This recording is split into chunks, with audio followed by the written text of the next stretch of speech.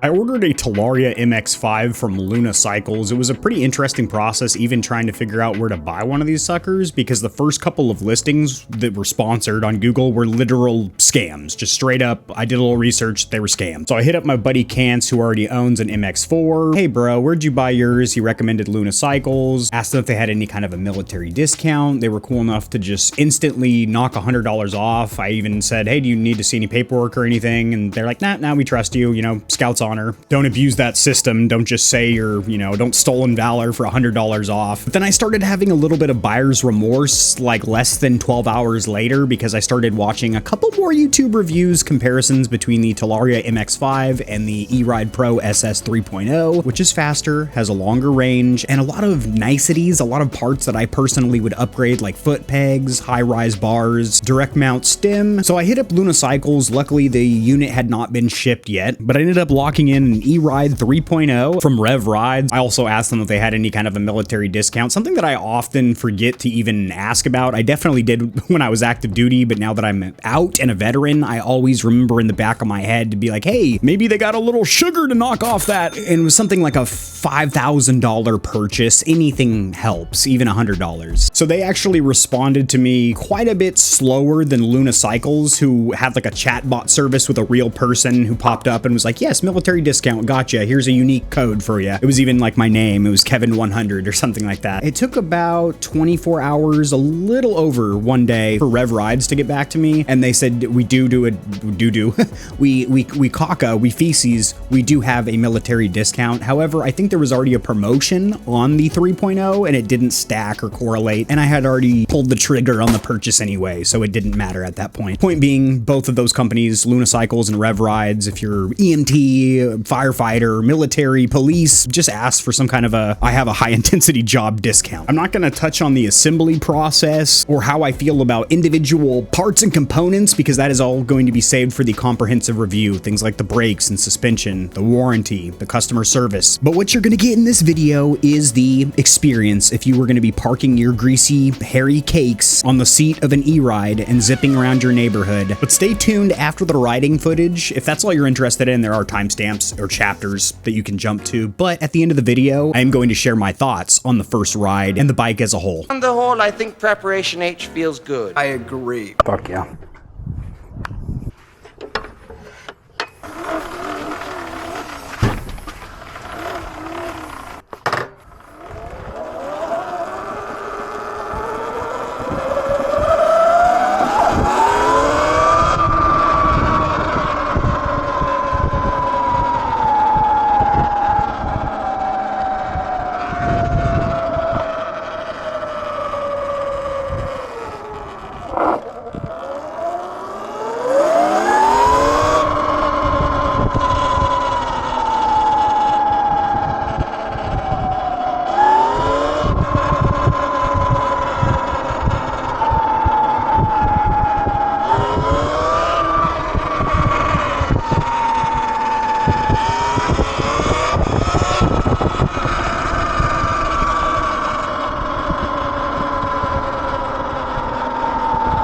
Cold as shit out here right now. This thing's easy to ride. It's kind of just like a big mountain bike.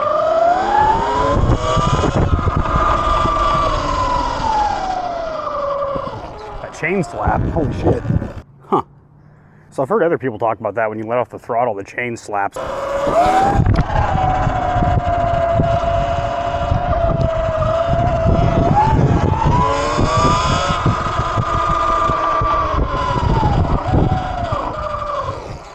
Brakes are good.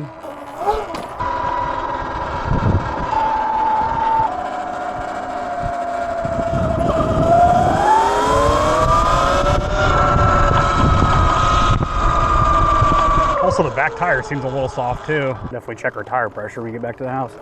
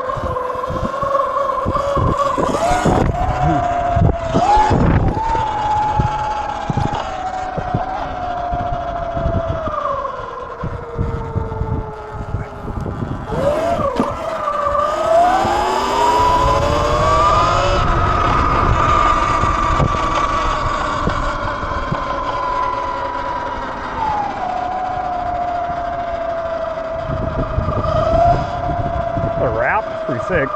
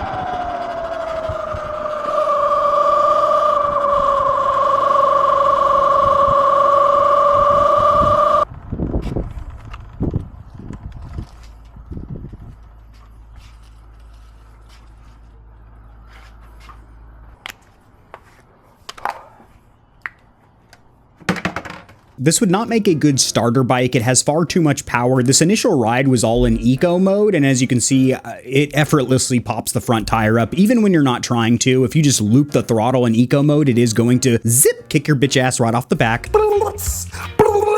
That alone, in combination with the fact that it only has 2 riding modes, which are separated by a big power jump. Eco mode is 4 kilowatts, and then sport is, I believe, 15 or 16. Even in eco mode, this bike has a lot of power. It can get you up to 30 miles an hour real fast. I'm a 200-pound guy. If you're lighter, it's gonna feel even faster. If you have zero experience with motorcycles or fast electric vehicles, 40-mile-an-hour standing scooters, do have experience with gas motorcycles. In fact, I used to commute on a dual sport 250cc. So everything felt incredibly natural and fluid when I jumped on this bike because it felt like the most nimble, agile, very fast when I need it, great handling. It just feels like a perfect bike underneath you. I don't use the word perfect lightly. I gotta tell you, it was perfect.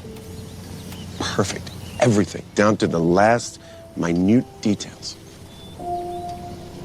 And I'm sure once I get out of this honeymoon phase, a lot of problems will start rearing their ugly head, and I'm going to share that with you. But right out of the gate, I've got to say, out of all the e-bikes on the market, you've got the Surron Light B, which is a great lightweight, how flicky and nimble it is. Definitely underpowered compared to all the competitors, but it is the lightest, and it's the OG that is very light and nimble. Then you've got the Talarias, great brakes, best build quality QC overall. Then you've got E-Ride, who, when designing their bikes, worked hand in hand with Surronster and a couple of other YouTubers who basically said, more power, and this is what we like in our bikes, high-rise bars, motocross foot pegs, and all the upgrades that you are going to spend money and time on down the road are already done on this bike, and that was a big selling factor for me. Even the tires are these really kick-ass Shinkos, which a lot of people upgrade to because they are good on the road and pretty decent off-road as well, and don't provide much road noise. The bike is very loud. E-bikes in general are a lot louder than something like an electric scooter or a smaller foldable electric bike, which uses a hub motor, and they're virtually silent. When you think of electric things, silent operation, that really isn't the case with these little e-motos. You have chain noise, and with the e-rides, you have a second sound, which is kind of a mechanical whir. It almost reminded me of a actual gas bike, a Triumph Daytona 675R, which has this nice little